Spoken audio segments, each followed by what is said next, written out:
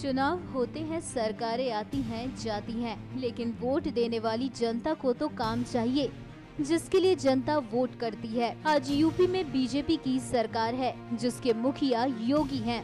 और अगर पिछले एक महीने की बात करें तो योगी ने जबरदस्त एक्शन में काम भी किया है। एंटी रोमियो का गठन हो या भू माफिया पर लगाम, किसानों की कर्ज माफी हो या अवैध बूचड़खानों पर पाबंदी, ये सब ऐसे काम हैं जिनसे योगी ने खूब सुर्खियां बटोरी हैं। अपने इन्हीं कामों का ब्यौरा लेकर योगी लखनऊ में जनता के सामने मौजूद थे। इस कार्यकारिणी की प्रथम बैठक हो रही है, तो मैं इस अवसर पर आप सबका अभिनंदन कर रहा हूं और मुझे बताते हुए प्रसन्नता है कि इस दौरान हम लोगों ने कुछ निर्णय किए। यद्यपि आप लोग सार्वजनिक जीवन में हैं, समाचार पत्रों को पढ़ते होंगे, टेलीविजन चैनल को देखते होंगे, आपको उन सभी घटनाओं की जानकारी होगी, लेकिन एक साथ उन सभी को अगर हम लोग समेट करके यहां पर आपके सामने रखें, यद्यपि हमने इस बात का भी प्रयास किया है कि सरकार के इन सभी कार्यों को एक प्रेजेंटेशन के माध्यम से प्रदेश कार्यकारिणी के सामने रखें, क्योंकि हमारा दायित्व भी है। इसलिए भी क्योंकि आप लोगों ने चुन करके भेजा है, आपको ये जानने का अधिकार है कि हमारे द्वारा चुनी गई सरकार क्या कर रही है। सरकार जनता के लिए होती है तो सीधे तौर पर जनता को सरकार के कामकाज के बारे में जानने का पूरा अधिकार भी है। और योगी ने अपनी पहली कार्यकारिणी की बैठक में इसकी शुरुआत भी कर दी है। योगी ने प्रदेश को भयमुक्त बनाने और महिलाओं को सुरक्षा देने को लेकर भी बात की। योगी ने कहा कि महिलाओं की शिकायत थी कि प्रदेश में महिलाएं सुरक्षित नहीं हैं, जिस पर हमने एक्शन लेकर 24 घंटे में ही एंटी रोमियो स्क्वाड का गठन किया। हम लोगों ने कहा नहीं, बिना ट्रांसफर पोस्टिंग के संभव है।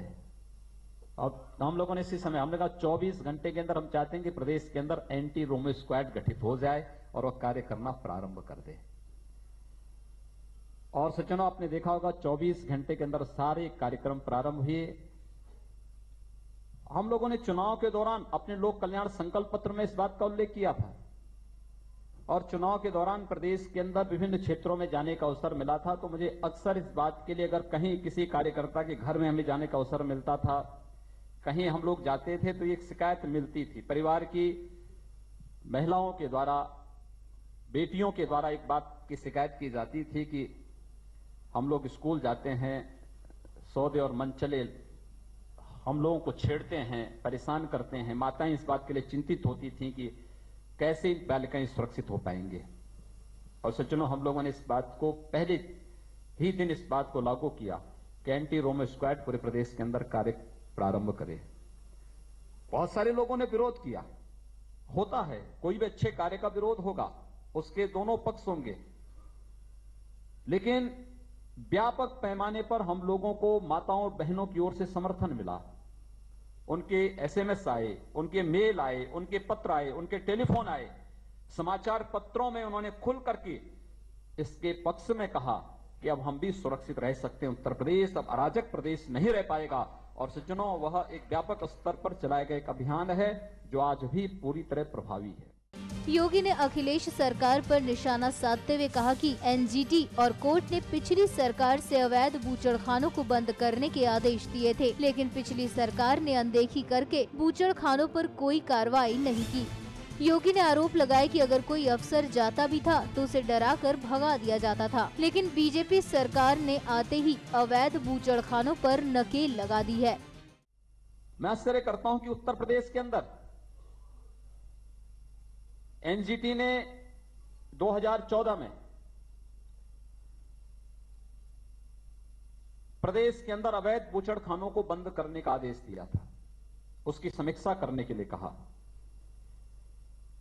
सुप्रीम कोर्ट ने 2017 में प्रदेश के प्रशासन से कहा कि अवैध बूचड़खानों को बंद करो, उनके लिए एक नियमावली तय की गई,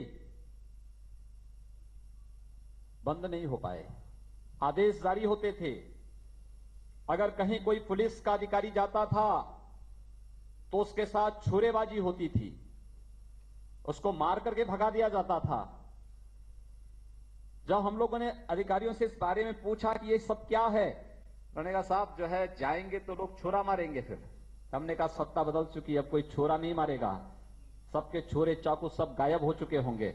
आप लोग जाइए, एक झटके में सबको बंद करने के लिए कह दीजिए, और नहीं होता तो आप लोग कार्रवाई करने के लिए स्वतंत्र हैं। आपने देखा होगा स्वतः सब बंद होता गया। अवैध बूचड़खाने प्रदेश के अंदर लगभग बंद हो चुके हैं। जो बचे हैं उनको भी हम कुछ दिनों के बाद धीरे धीरे करके ठिकाना लगाने का कार्य करेंगे। अब जब योगी जबरदस्त एक्शन में है और प्रदेश की भलाई के लिए काम कर रहे हैं, तो आने वाले समय में देखना होगा कि योगी के काम करने का ये तरीका बदस्तूर जारी रहता है या समय के साथ योगी के काम फाइलों में ही नजर आएंगे। न्यूज़ एक्सप्रेस की रिपोर्ट।